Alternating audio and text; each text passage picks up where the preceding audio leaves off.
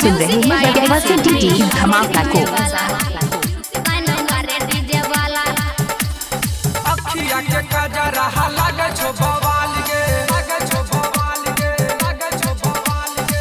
छोरा सब देख के सीट छो बाल गे, सीट छो बाल गे, सीट छो बाल गे। ये अखिया के कजरा लागे छो बवाल गे, डीजे पे नाच नाच के कर दे बवाल गे। वीडियो बनावे झूमत के कैमरा वाला लाइन मारे डीजे वाला, टोला मोहल्ला में भ गेले हाला लाइन मारे डीजे वाला। वीडियो बनावे झूमत के कैमरा वाला लाइन मारे डीजे वाला। इलाका किसी का हो धमाका दिवाकर दीवाना भाई का ही होगा। वीडियो बनावे झूमत के कैमरा वाला line music by DJ Umesh शुक्रिया बाजार लाइन मारे डीजे वाला। ढोरा ही देखा के तू कमर हिलाबै छी, कमर हिलाबै छी, कमर हिलाबै छी। ढोरा सब देख के मन करताबै छी, कमर हिला के छोरी ढोरा ही देखाबै छी।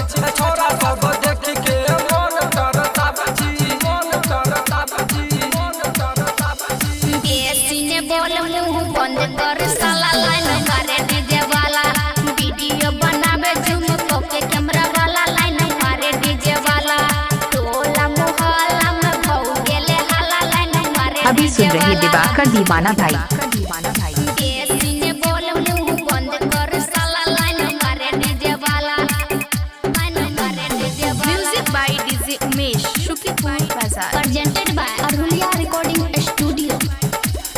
गौतम सवारिया के दुल्हा बना ले, दुल्हा बना ले, दुल्हा बना ले। शिव शंकर यादव के भतरा बना ले, गौतम सवारिया के दुल्हा बना ले।